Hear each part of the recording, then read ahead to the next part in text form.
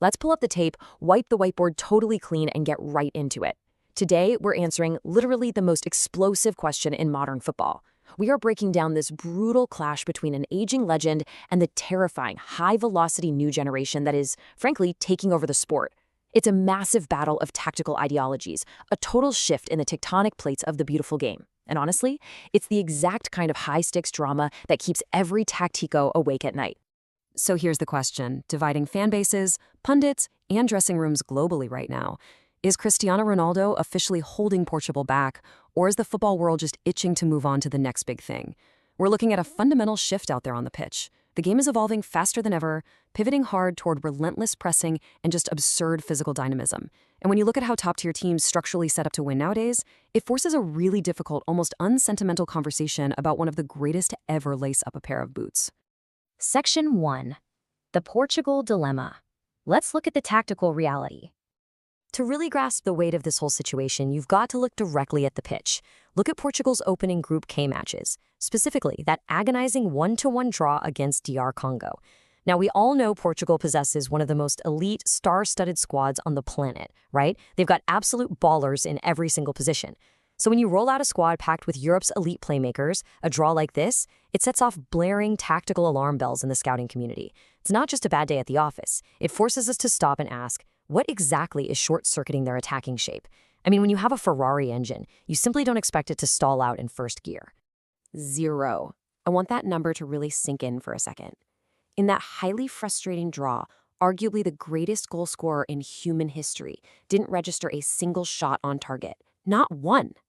That's not just an off day, guys. That's a catastrophic system failure. When the ultimate penalty box predator is completely neutralized like that, it highlights a massive disconnect between the tip of the spear and the engine room behind him. The supply lines were cut, the movement was stagnant, and honestly, it leaves you wondering if the entire tactical framework is being compromised to serve a player who, well, maybe can no longer carry the structural burden. Section 2. Elite talent restricted? Let's dive into the impact on the playmakers. Look at the ripple effect across the rest of the starting 11. You see, football is a delicate ecosystem. What happens at the very top of the formation heavily dictates the midfield engine right behind it. Prime talents like Bruno Fernandes and Bernardo Silva, guys who regularly just tear up the Premier League, they thrive on dynamic movement and fluid, chaotic interchanges. They need runners. They need continuous space creation. But catering to a static focal point completely changes their geometry on the pitch. Ronaldo's role has inevitably adapted as he's aged, right? He operates in a much more static penalty box number 9 manner now. He waits for the game to come to him. When an entire attack is forced to funnel into a static target, you inadvertently put handcuffs on your best creators. They simply can't play the expansive, rapid, heavy metal football they're inherently built for. They're essentially being asked to carefully pick locks when they're naturally designed to kick down doors. Section 3, the elite runaway. We need to look at the larger narrative. Now, before we fully crown the youth and declare the old guard obsolete, we absolutely have to talk about the ultimate speed bump in this tactical argument, the outlier. Lionel Messi continues to grab headlines, literally turning back the clock with absolute masterclasses. You know, wandering around the pitch at walking pace and then suddenly destroying an entire defensive line with one impossible pass. But here's the reality when you're looking at team building. You don't build a long-term tactical philosophy around a once-in-a-century anomaly.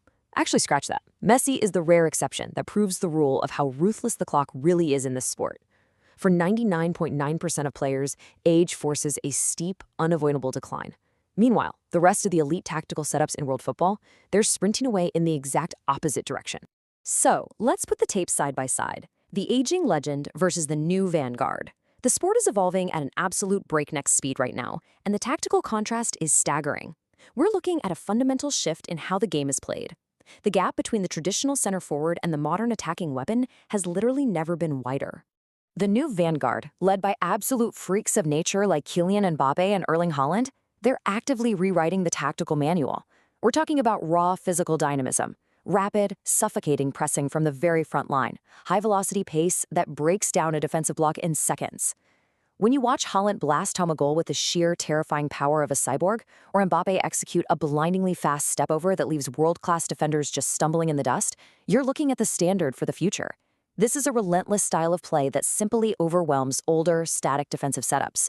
The modern game demands constant mobility, aggressive off-the-ball running, and high-intensity pressing.